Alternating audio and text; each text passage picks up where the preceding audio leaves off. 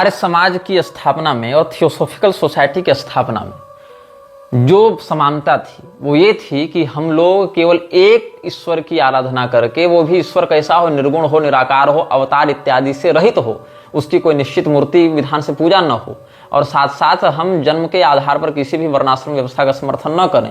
इस प्रकार की समानता के साथ जो आर्य समाज और थियोसॉफिकल सोसाइटी चल रहे थे, उनकी एकता में श्यामजी कृष्ण वर्मा ने बहुत बड़ा रोल निभाया था। तो श्यामजी कृष्ण वर्मा के विषय में अपनी आंट नादयेज़दा को न्यूयॉर्क से 1877 में एचपीबी ने एक चिट्ठी लिखी थी।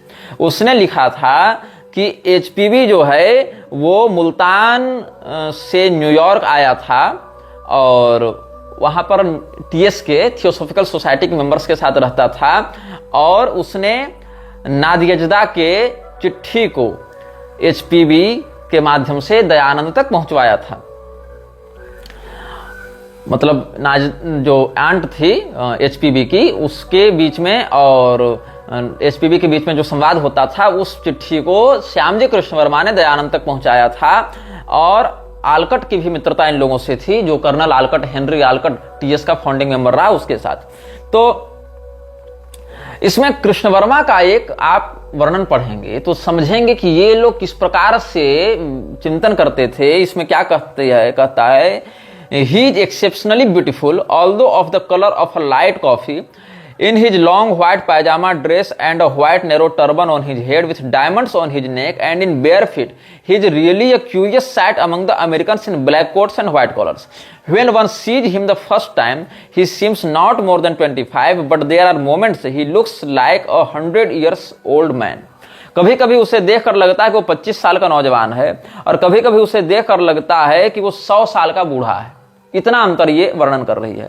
सफेद रंग का कुर्ता पैजामा पहनकर, एक पगड़ी माथे पर रखकर, और उस पगड़ी में जो है वो हीरे जड़े हुए हैं, हीरों की हार, हीरों की माला, हीरों का हार पहनकर वो नंगे पैर घूमता है अमेरिका में। ये श्यामजी कृष्ण वर्मा का उसने चित्रण किया है। सफेद लाइट कॉफी के समान इसका रंग है, भूरे कलर का ये व्यक्ति है, मतलब जो इंडियन स्किन कलर एक ट्रेडिशन चलता है गेहुआ रंग का, वो है। साथ साथ इसने सफेद कुर्ता पैजामा पहन रखा है, माथे पर पगड़ी है और गले में हीरों का हार है, नंगे पैर अमेरिका की सड़कों पर चल रहा है।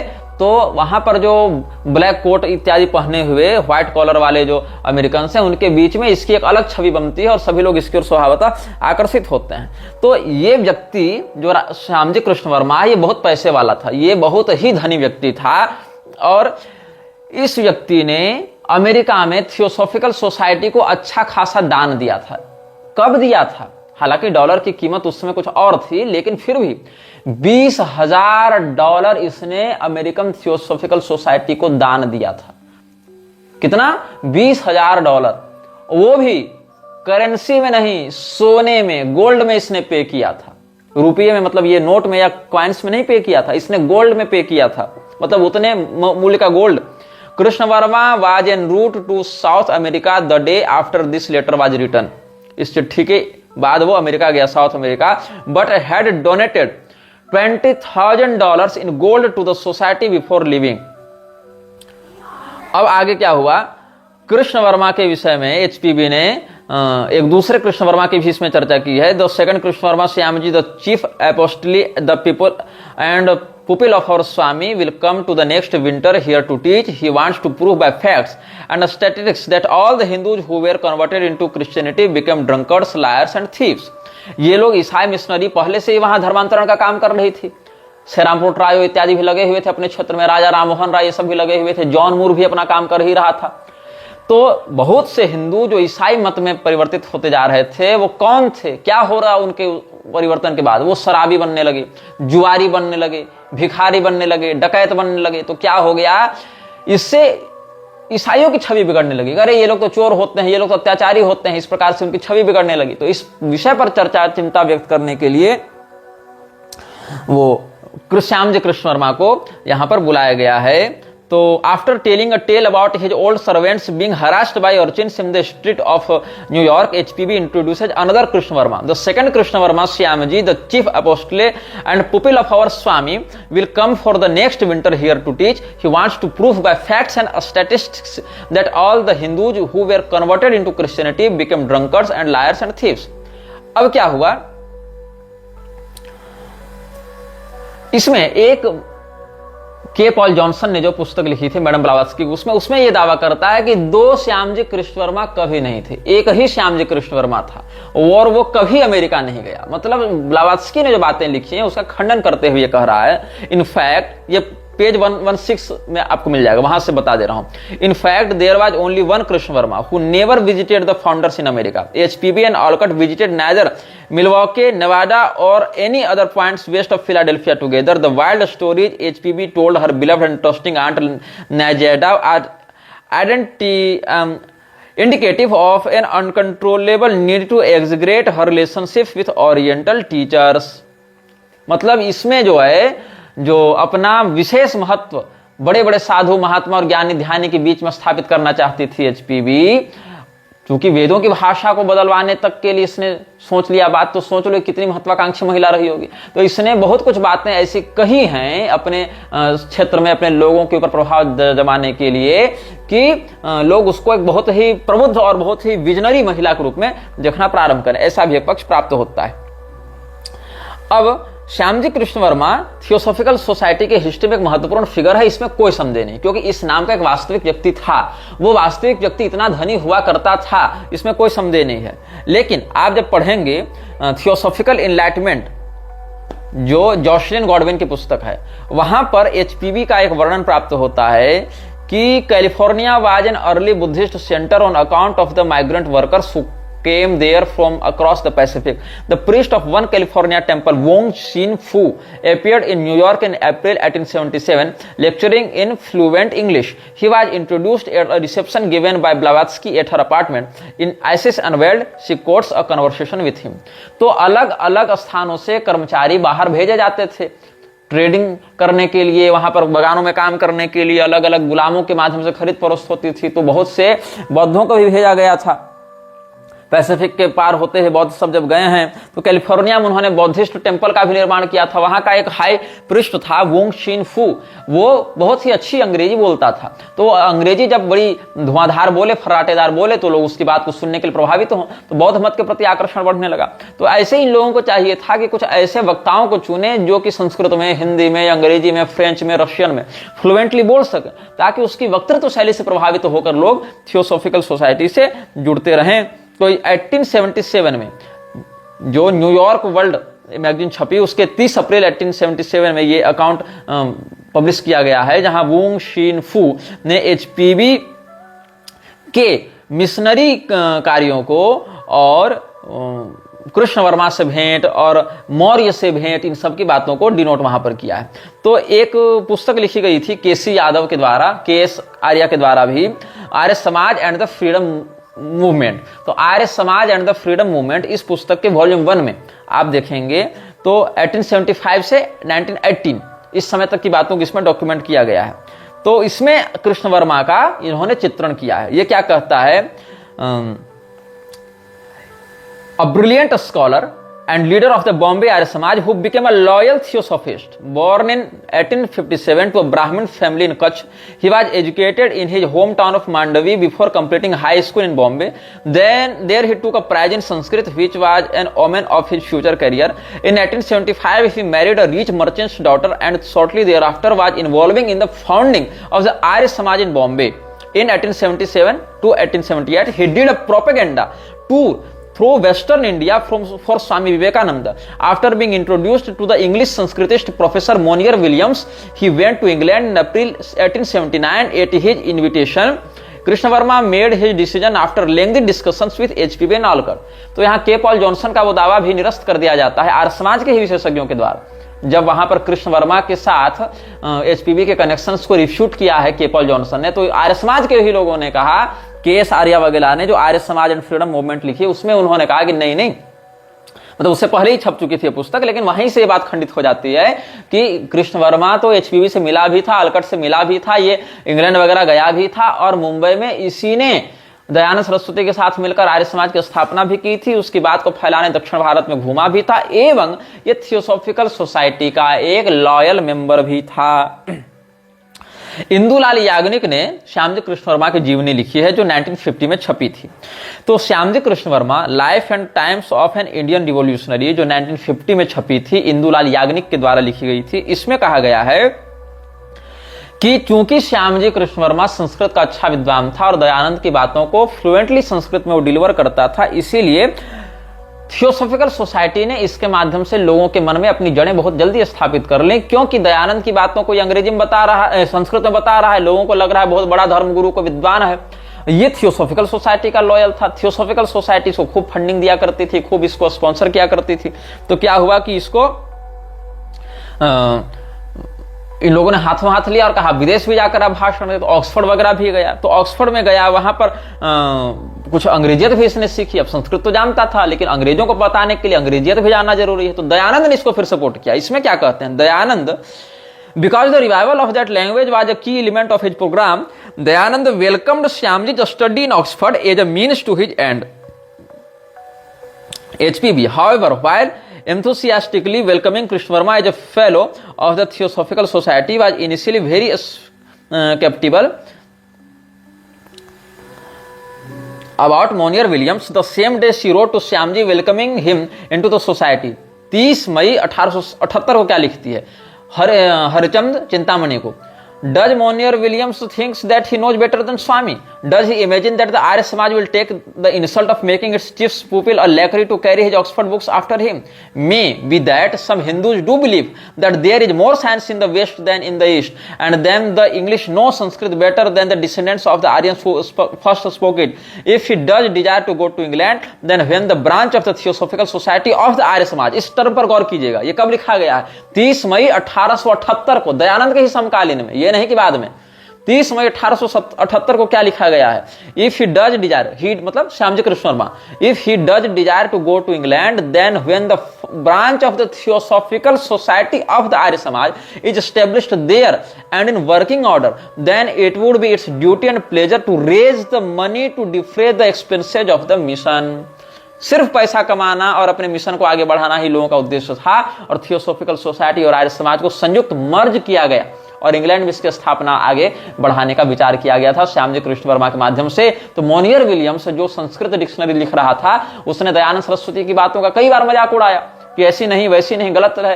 तो HPV ने कहा कि ये तो हमारी पोल खोल रहा है। तो उसने कहा कि मोनियर विलियम्स को लगता है कि दयानंद सरस्वती से ज्यादा संस्कृत जानता है, जो दयानंद सरस्वती के प्रधान शिष्य श्यामजी कृष्ण वर्मा के ऊपर आरोप लगाता है। मतलब जो आर्य लोग प्रारंभ से संस्कृत बोलते हैं वो नहीं जानते हैं, उनसे बेहतर ये जान रहा है Monier Williams.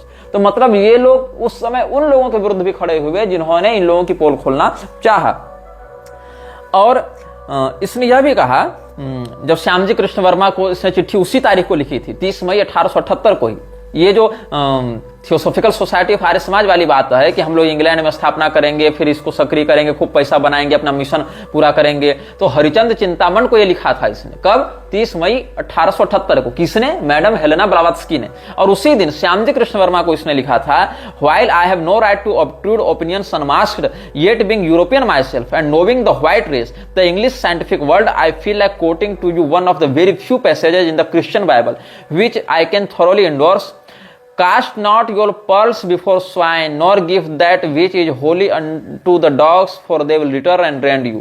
I have a poor enough opinion even of the Oxford professors to believe that they form no exception to the rule. किसी पर भरोसा मत करो, अपनी विचारधारा को किसी के सामने समय से पहले अभिव्यक्त मत करो, वरना वह पलट के तुम्हें को नुकसान पहुंचाएगा। ये भाव था इसके कहने का। और ये कहती है कि ऑक्सफोर्ड जब जाओगे तो सतर्क रहना उन लोगों से, क्योंकि वही लोग अपने काम को बिगाड़ सकते हैं। तो इसने 5 जुलाई को फिर उत्तर दिया। 30 मई को चिट्ठी लिखी गई थी श्याम जी कृष्ण वर्मा को। फिर 5 जुलाई को उसने कहा कि भाई तुम कहना क्या चाहती हो, अच्छे से इसको एक्सप्लेन करो। और इसने फिर 7 अगस्त को एक्सप्लेन किया अपनी बात को कि तुमको क्या लगता है कि वहां पर इंग्लैंड में जाना और ऑक्सफोर्ड में जाना, वहां I know that no young man can live there have a room, वहां पर रूम लेकर रहना भी तुम्हारे लिए बड़ा कठिन हो जाएगा अगर हम लोग तुमको कोऑपरेट नहीं करें तो। मैं जानता हूं, now let us see the position in which you place the Arya Samaj. You are one of the most prominent and promising members. One account of your relations to the Reverend Swami. स्वामी मतलब दयानंद सरस्वती। हम देखते हैं तुम्हारे समाज को कहां तक पहुंचाते हो, ये सब बातें वहां पर हैं। तो क्या हुआ, दयानंद सरस्वती का जो संबंध था सबसे कम इसी पर चर्चा हुई है। जॉनसन ने क्या लिखा है, one of the least understood factors in the early years of the TS is the role of Swami Dayanand Saraswati and the Arya Samaj. Theosophical society की स्थापना, विस्तार और उसकी गतिविधियों को प्रमाणित रूप से बढ़ावा देने में दयानंद सरस्वती और आर्य समाज का जो हाथ रहा। समाज उसके विषय में बहुत कम जानता है, बहुत कम चर्चा करता है, उसको समझ नहीं पाया समाज कि आखिर दयानंद और आर्य समाज ने कैसे थियोसॉफिकल सोसाइटी के लिए कार्य किया है। एचपीवी जो है 3 साल के अंतर्गत, lesser than 3 years later, see मतलब madam Blavatsky and Olcott they are planning to make the society, which society? Theosophical Society, a Vedic inspired Masonic order with the assistance of the Swami. Which Swami? स्वामी दयानंद सरस्वती। दयानंद सरस्वती के सहयोग से madam Blavatsky और Henry ऑलकट ने वैदिक आवरण में वेदों से प्रेरणा लेकर हम फ्रीमेसनरी एक ऑर्डर की स्थापना करें, ये उनका विजन 3 साल के अंतर्गत बन गया था। और इसीलिए आर्य समाज के साथ इसने महागठबंधन किया और नाम एक रिब्रांड किया कि theosophical Society of the Arya समाज ऑफ आर्यावर्त, ये पूरा नाम था। लेकिन क्या हुआ, 3 साल के अंतर्गत ही ये संगठन बिखरने लगा, टूटने लगा। क्यों? आर्य समाज की स्थापना थियोसॉफिकल सोसाइटी से कुछ महीने आगे पीछे की ही चल रही थी। और उस समय क्या हुआ कि दयानंद सरस्वती को यह समझ में आया कि हम थियोसॉफिकल सोसाइटी से जिस महत्वाकांक्षा के कारण जुड़े थे, ये लोग तो उधर ध्यान ही नहीं दे रहे, ये लोग तो मुझे प्रमोट कर नहीं रहे, ये तो हमारे माध्यम से अपनी ब्रांडिंग कर रहे हैं, हमारे माध्यम से अपना काम कर रहे हैं। दयानंद सरस्वती के ऊपर ब्लावात्स्की और ऑलकट अपने आप को रखने लगे हैं। तो इन लोगों ने क्या किया है, एचपीवी ने एक पुस्तक लिखी थी caves and jungles of Hindustan. वहां पर दयानंद सरस्वती का उसने चित्रण करते हुए कहा कि ये जो है लूथर ऑफ इंडिया है, मार्टिन लूथर किंग है इंडिया का।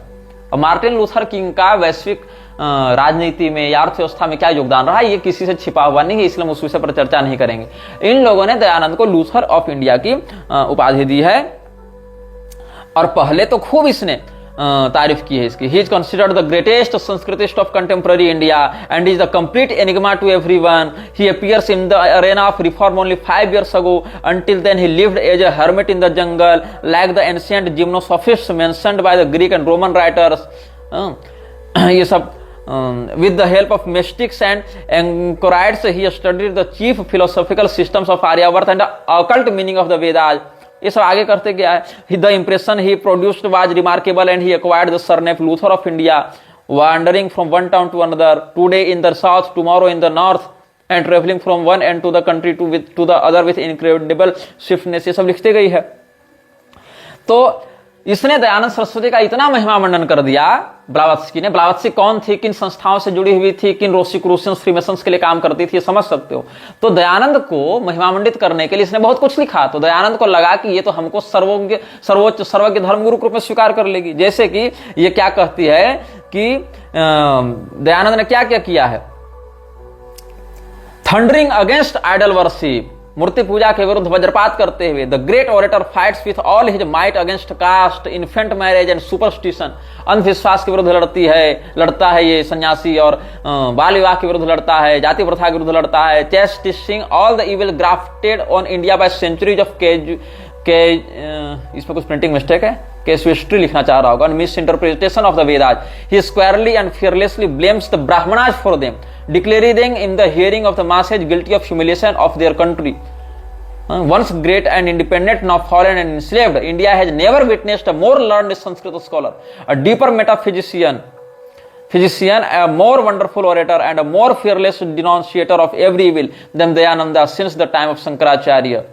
ये क्या कह रहा है, कह रही है यहाँ पर मैडम ब्लेवात्स्की कि ये जो दयानंद है ये मूर्ति पूजा के विरुद्ध लड़ रहा है, जाति प्रथा के विरुद्ध लड़ रहा है। मतलब जिन जिन बातों को ईसाई मिशनरियां हटवाना चाहती थी राजा राम मोहन राय के ही टाइम, उन्हीं बातों को दयानंद विरोध कर करके हिंदू धर्म का संहार करने में ईसाइयों का और ध्यान बढ़ा रहा था, उन्हीं बातों को प्रोत्साहित कर रहा था। तो इसीलिए इसकी प्रशंसा की जा रही है कि ये तो वेदों के गलत इंटरप्रिटेशन का खंडन करके सही इंटरप्रिटेशन ला रहा है, और ब्राह्मणों ने भारत को बहुत बड़े गर्त में डाल रखा था, इसलिए उनका ये विरोध करता है, ब्राह्मणों को हर बात के लिए दोष देता है।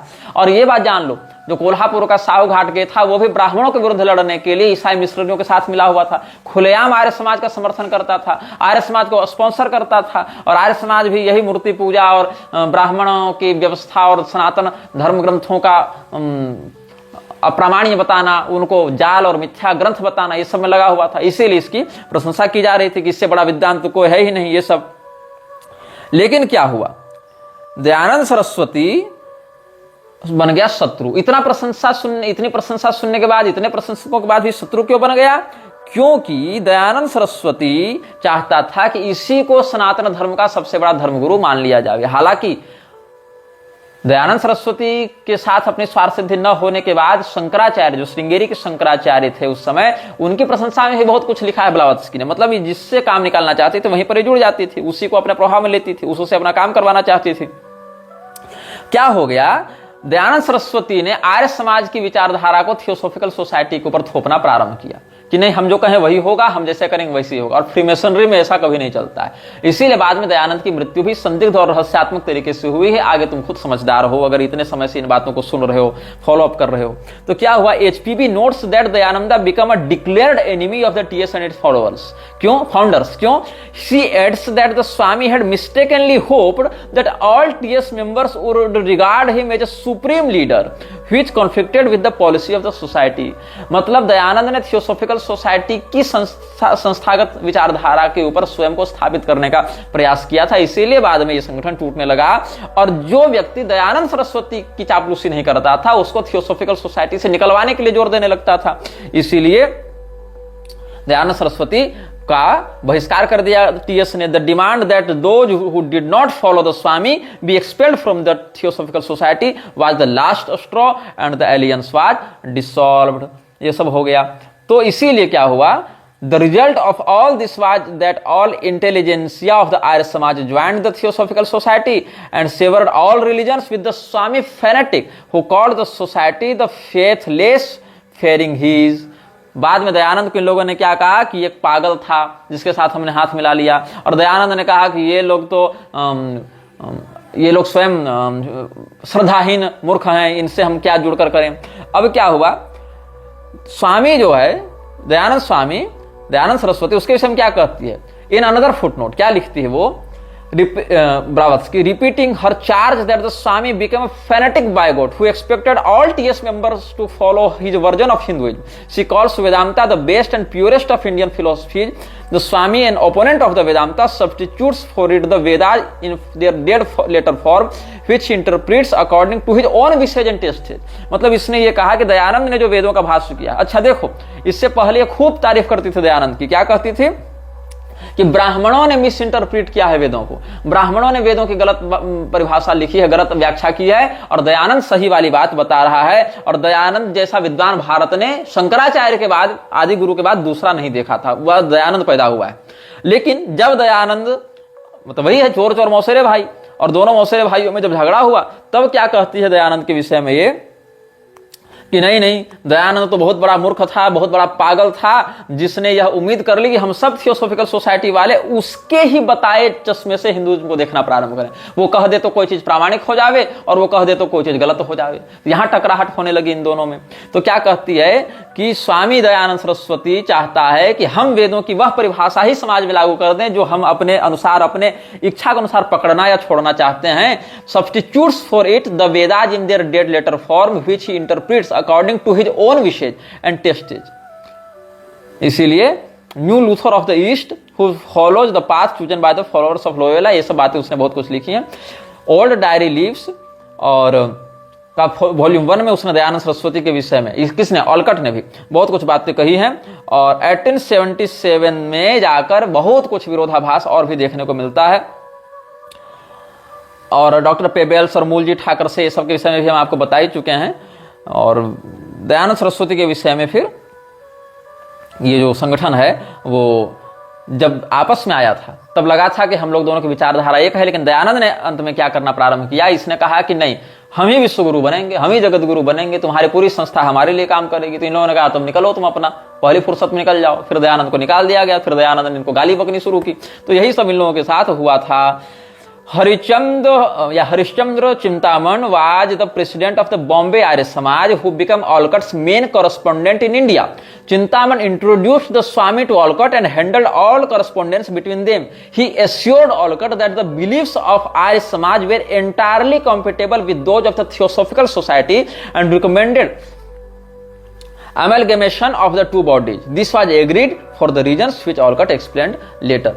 इन सब बातों को आप देखेंगे तो ये समझेंगे कि किस प्रकार से दयानंद सरस्वती अपने स्वार्थ के कारण थियोसॉफिकल सोसाइटी से जुड़ा था। थियोसॉफिकल सोसाइटी के साथ इसने हाथ मिलाया। थियोसॉफिकल सोसाइटी के ही संस्थागत उद्देश्य को आर्य समाज पूरा करने में लगा हुआ था कि भारत की हिंदुत्व विचारधारा के मूल जो आधारभूत बातें हैं उनसे इसको दूर किया जाए, ताकि आज न सही कुछ समय बाद सही, लेकिन ईसाइयत की ओर इनको ढकेला जा सके। तो उसमें एक रिकॉर्डिंग सेक्रेटरी हुआ करता था, ऑगस्टस गॉस्टम। ऑगस्टस गॉस्टम ने एक चिट्ठी लिखी थी। कब लिखी थी? 22 मई 1878 को दयानंद सरस्वती के लिए। उसने क्या लिखा है मैं पढ़कर आपको सुनाता हूं। You are respectfully informed that at a meeting of the Council of the Theosophical Society held at New York on the 2nd of May 1878, the President in the chair upon motion of Vice President A. Wilder, seconded by the corresponding Secretary H.P. Blavatsky, it was unanimously resolved that the Society accept the proposal of the Arya Samaj to unite with itself, and that the title of this society be changed to the Theosophical Society of the Arya Samaj of India. और आर्यवर्तवाद में resolved that the Theosophical Society for itself and branches in America, Europe and elsewhere hereby recognize Swami Dayanand Saraswati, Pandit, founder of the Arya Samaj, as its lawful director or chief, awaiting the signification of your approval and any instructions that you may be pleased to give. I am honored, sir, by order of the council, respectfully yours, Augustus Gustam, recording secretary. इसका वर्णन कहाँ है? देवेंद्र बाबू ने लिखी थी दयानंद चरित, और इसके पृष्ठ 275-76 में मिलेगा, और पृष्ठ 162-63 देख लेना, life and teachings of Swami Dayanand theosophist, इस पुस्तक में देख लेना। तो लोगों को अगर ये लगता होगा कि दयानंद सरस्वती की योग्यता से प्रभावित होकर थियोसोफिकल सोसाइटी वाले जाकर कहे कि सर हमारा मार्गदर्शन कीजिए गुरुदेव, तो ऐसी बात नहीं है। ऑलकट को जब हरिश्चंद्र चिंतामण ने दयानंद से मिलवाया और इन लोगों ने दयानंद के साथ मीटिंग्स की और ये पता चला कि ये तो आर्य समाज की स्थापना करके इस प्रकार का विचार रखता है, तो दयानंद से ये लोग प्रभावित नहीं हुए, दयानंद ही इन लोगों से प्रभावित हुआ। अच्छा, ये तो वैश्विक विस्तार में हमारा सहयोग कर सकते हैं, हमको इंटरनेशनल पहचान देने में, हमारे लिखे ग्रंथों को हिंदुत्व के ही उद्धारक रूप में मान्यता दिलाने में सहयोगी हो सकते हैं। तब इसने चिट्ठी लिखी थी दयानंद ने इन लोगों को, और 22 मई 1878 को न्यूयॉर्क में थियोसॉफिकल सोसाइटी की बैठक हुई इस चिट्ठी के आलोक में। जो बैठक का अध्यक्ष कौन था? ये लोग ए वेल्डर, एचपी ब्लावत्स्की, ये सब वहां पर थे चेयर पर बैठे हुए। तो वहां पर ये दयानंद के प्रस्ताव को स्वीकार किया कि दयानंद ने जो प्रस्ताव दिया है कि आर्य समाज का जो है एसोसिएशन हो जाए थियोसॉफिकल सोसाइटी के साथ, हम उसको स्वीकार करते हैं। और उसी दिन दयानंद को अगस्टस गॉस्टम, जो रिकॉर्डिंग सेक्रेटरी था थियोसॉफिकल सोसाइटी का, उसके माध्यम से चिट्ठी लिखवाई गई थी और उसमें कहा कि हम आपके प्रस्ताव को स्वीकार करते हैं। The society accept the proposal of the Arya Samaj to unite with itself and that the title of this society be changed to the Theosophical Society of the Arya Samaj of India। इस प्रकार से ये लोगों ने बातें कही हैं। तो सोच लो कि ये लोग कहां से जुड़े हुए थे और किस प्रकार की गतिविधियों में इनकी संलिप्तता थी, और कैसे आपसी महत्वाकांक्षा से लोग जुड़े हुए थे। ये नहीं कि कोई सनातन धर्म का विकास चाहता है या सनातन धर्म का उद्धार चाहता है या अंग्रेजों के विरुद्ध लड़ना चाहता है, ऐसा कुछ भी नहीं है। सीधी सीधी एक कंपनी को बढ़ाने की बात है, अपने महत्व को बढ़ाने की बात है, स्वयं को सबका बाप घोषित करने की बात है।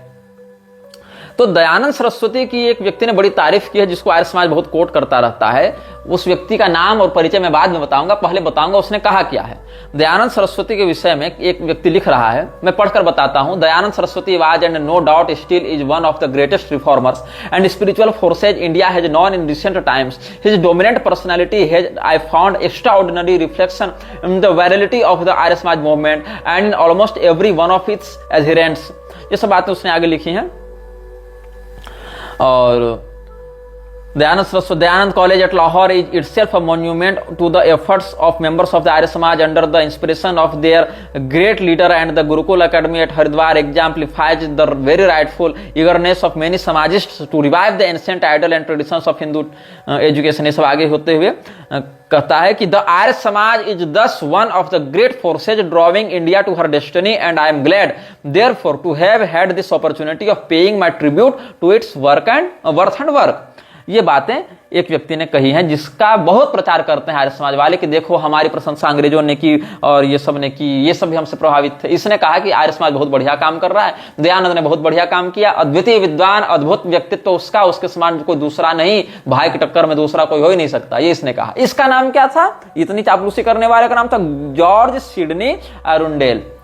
जॉर्ज सिडनी अरुंडेल जो है, इस व्यक्ति की जब हमने जांच पड़ताल की, चूंकि आर्य समाज वाले इसका प्रमाण दे रहे थे कि देखो उन लोगों ने भी हम लोग की तारीफ की है, तो भाई उनके लिए काम करोगे तो कर ही रहे थे, चलो ठीक है। लेकिन ये स्वयं क्या था? ये 1 दिसंबर 1878 में जन्मा था इंग्लैंड में और 12 अगस्त 1945 में मरा अडयार इंडिया में। वो व्यक्ति थियोसॉफिकल सोसाइटी का बाद में सदस्य बना, फ्री में संस्था और थियोसॉफिकल सोसाइटी अडयार का वो प्रेसिडेंट भी रहा था। तो भैया इसीलिए तुम्हारी तारीफ करेगा। और साथ साथ लिबरल कैथोलिक चर्च में बिशप भी था। तो इस व्यक्ति ने अगर तारीफ की तुम्हारी, तो क्या तुम्हारी तारीफ हुई, क्या तुम्हारी प्रशंसा हुई? अब लिबरल कैथोलिक चर्च क्या था? लिबरल कैथोलिक चर्च जो है वो J.I. वेगवुड और चार्ल्स वेबस्टर लीडबीटर के द्वारा स्थापित किया गया था। अब चार्ल्स वेबस्टर लीडबीटर कौन था? यही जिद्दू कृष्णमूर्ति का एक प्रकार से बौद्धिक मेंटर हुआ करता था। इस पर हम बाद में आएंगे।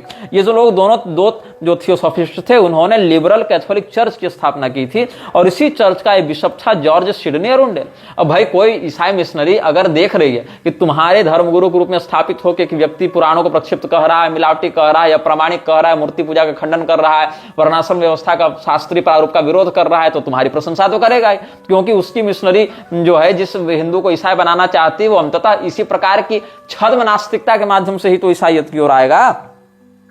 तो इसीलिए जो ये लोग थे J.I. वेगवुड और चार्ल्स वेबस्टर, इन लोगों ने ये सब लिबरल कैथोलिक चर्च की स्थापना की थी। और इसको आर्नोल्ड हैरिस मैथ्यू, जो old Roman Catholic church great Britain का था बिशप, वो ये था, उसके द्वारा बिशप की उपाधि दी गई थी इन लोगों को। आर्नोल्ड हैरिस मैथ्यू जो old Roman Catholic church great Britain का व्यक्ति था, उसके द्वारा इसको बिशप की उपाधि दी गई थी इन लोगों को। फ्रेडरिक सैमुएल वेलोगबाई इसका उच्चारण हो सकता है। फ्रेडरिक सैमुएल वेलोगबाई को उन्होंने दीक्षित किया था उस मत में, या अभिषिक्त किया था उसकी भाषा में कहें तो। और यही लोगों ने बाद में फिर चार्ल्स वेबस्टर इत्यादि को किया और वेगवुड, J.I. वेगवुड को ईसाई मत में बैप्टाइज किया। फिर इन लोगों ने लिबरल कैथोलिक चर्च की स्थापना की। उसी चर्च का बिशप था जॉर्ज सिडनी अरुंडेल, और जॉर्ज सिडनी जो अरुंडेल था वही दयानंद की प्रशंसा में ये सब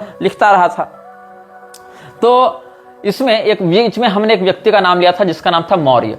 अब ये मौर्य क्या था? ये चंद्रगुप्त मौर्य, अशोक मौर्य नहीं था, ये कुछ और ही अलग लेवल ये कुचक्र चल रहा है। क्या हुआ कि जो universal brotherhood, the great fight brotherhood, जो 4 बुक्स ऑफ इजराइल पर आश्रित है, और यही ग्रेट फाइट ब्रदरहुड का सदस्य दयानंद भी था। दयानंद ग्रेट फाइट ब्रदरहुड का सदस्य कैसे था, उसके साथ और कौन लोग जुड़े हुए थे, इन विषयों में हम आपको अगले अनुभागों में बताएंगे। जब आर्यन मेसोनरी के विषय में हम चर्चा करेंगे कि लॉज ऑफ इस्लाम क्या था, लॉज ऑफ आर्यन मेसोनरी क्या था, वहां पर कैसे अलग अलग हिंदू मुसलमान का लॉज बनाकर फिर दोनों को इंटरकनेक्ट किया जाता था।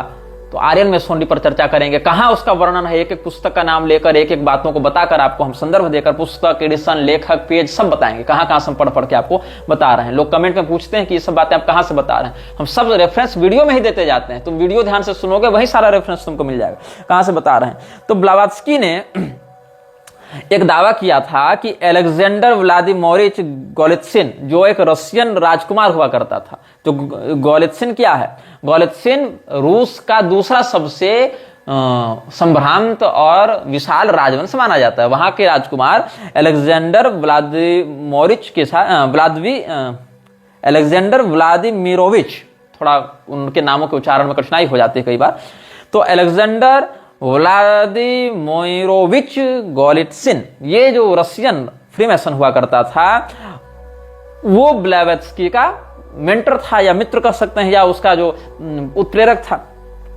उसके मार्गदर्शन में इसने बहुत से तंत्र विद्याओं का अभ्यास पश्चिमामनाय के अधिकार में किया था। तो इसको एक व्यक्ति दिखता था जो काले रंग का दिखता था और जिसका स्वरूप बड़ा आकर्षक था। आप ध्यान देंगे एक आकर्षक स्वरूप वाले काले व्यक्ति को मीरा अल्फासा भी देखती थी, ऐसा दावा किया गया था। उसने उसका नाम कृष्ण रख दिया था, लेकिन इसने कहा कि मेरा नाम मौर्य है। इस मौर्य वाली घटना को जो लीड बीटर था, जिसका वर्णन अभी हमने किया आपके सामने, तो लीड बीटर जो है Charles Webster Leadbeater, CW Leadbeater, उसने भी रिकॉर्ड किया है और एनी बेसेंट ने भी इसके बारे में लिखा है। एनी बेसेंट के बारे में हम आपको एक दो भाग के बाद बताएंगे। जब एनी बेसेंट की चर्चा करेंगे, ब्रह्मा कुमारी की चर्चा करेंगे, कृष्णमूर्ति की चर्चा करेंगे, तब उन विषयों पर हम आएंगे। अभी एक बहुत ही बड़ा पाखंड चल रहा है आक्षिक रिकॉर्ड्स के नाम से, AKASHIC, आक्षिक रिकॉर्ड्स के नाम से चल रहा है। बहुत बड़ा फ्रॉड है कॉर्पोरेट का। ये आक्षिक रिकॉर्ड्स कहां से चला है? इन लोगों से ही। एनी बेसेंट और CW लीड बीटर, ये सब आक्षिक रिकॉर्ड्स जो हैं वही से लेकर आ रहे थे, और ये सब थियोसॉफिकल सोसाइटी के ही लोग थे। मतलब परंपरागत बातों को, ज्योतिष के मुहूर्त चिंतामणि जैसे ग्रंथों को भी दयानंद ने उधर नकार दिया, और जब भारतीय पारंपरिक ज्योतिष से लोग दूर चले जाएंगे तो आक्षिक रिकॉर्ड से सबके नाम से लोग नई नई बकवास प्रारंभ करते जाते थे। तो कहा गया, जब अडियार का जो हेडक्वार्टर था अडियार में थियोसॉफिकल सोसाइटी का, वहां पर 1910 ईस्वी में एक समर कैंप का आयोजन किया था इन लोगों ने। तो वहां पर ये जो मौर्य का वर्णन है, MORYA, मौर्या या जो भी आप इसको कह सकते हैं, MORYA, इसका वहां पर वर्णन किया गया, इसकी बात को सार्वजनिक किया गया। ये दावा किया गया कि अटलांटिस का राजा था। अटलांटिस वही जगह है जहां पर सेंजार की भाषा में बुक ऑफ डायजन लिखने का दावा किया था ब्लावत्स्की ने, लिखवाने का दावा किया था ब्लावत्स्की ने। तो ब्लावत्स्की को एक विजन आता था मौर्य नाम के किसी व्यक्ति का। हो सकता है यमलक्षराज स्वयं हो या ना भी हो, या उस प्रकार के भटकाने वाली कोई पैशाचिक शक्ति हो, लेकिन इसको एक कुछ दिखता था, ऐसा इसने दावा किया था। और कब का इसका कार्यकाल था? बोले हम अटलांटिस के राजा थे। अटलांटिस का राजा एक कब था? तो कहा ईसा के पैदा होने से 2,20,000 साल पहले हम थे। 220000 BC, 2,20,000 साल पहले हम अटलांटिस के राजा थे, और तब से आज तक अटलांटिस पर हमारा ही शासन है। मतलब उस समय जो राजा अभिषेक हुआ सो आज तक हमारा ही है, और हमारा जो है जो सिटी ऑफ गोल्डन गेट्स है हमारे अटलांटिस में, वहीं पर हमारी गद्दी है, वहीं से हम शासन करते हैं।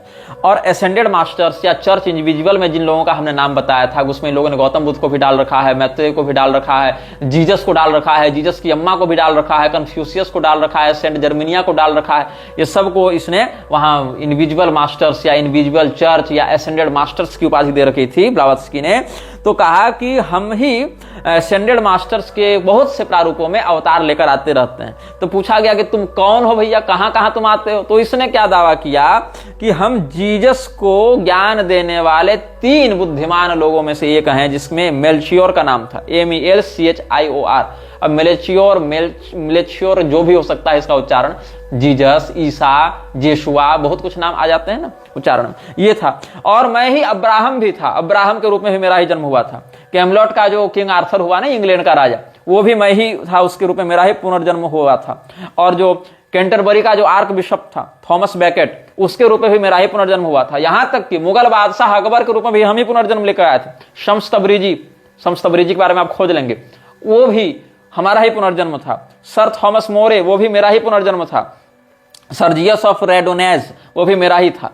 तो ये जो इसने दावा किया कि मेरा नाम मौर्य है, हम अटलांटिस के राजा हैं पिछले 2,20,000 सालों से, और समय समय पर अलग अलग राजाओं का, अलग अलग गुरुओं का, अलग अलग नोबल पर्सन्स का हम अवतार लेकर तुम्हारे सामने आते रहते हैं। इन सब बातों का आश्रय लेकर ये लोग इन बातों का प्रमाण प्रस्तुत करते रहते थे। और हमारे जो मान्य सनातन धर्म के वेद, वेदांत, स्मृति, पुराण है, उनको प्रक्षिप्त, उनको मिलावटी, उनको अप्रामाणिक, उनको ब्राह्मणों के द्वारा किया गया षड्यंत्र, ये सब घोषित करते रहते थे, ताकि एक और हमारी सत सनातन व्यवस्था से, सच्चिदानंद घन परमात्मा की जो विशुद्ध शास्त्रीय परंपरा, उससे निष्ठा टूटे लोगों की, और दूसरी ओर इन काल्पनिक बातों, या काल्पनिक न भी सही लेकिन एक पैशाचिक भ्रामक चित्रण के द्वारा हिंदुओं को अपनी ओर आकर्षित किया जा सके, उनके मन में एक आकर्षण उत्पन्न करके उनको ईसाईयत में दीक्षित किया जा सके।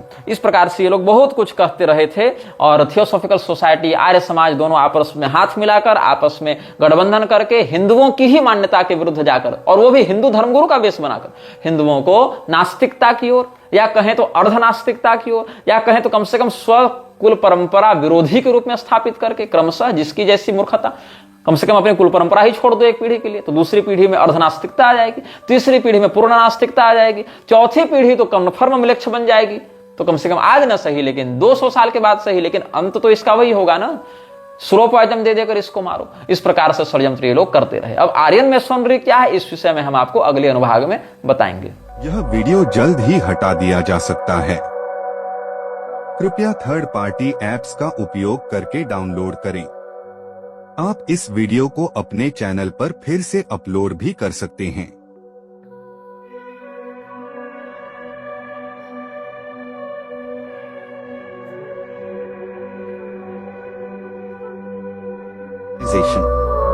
This video may get deleted soon.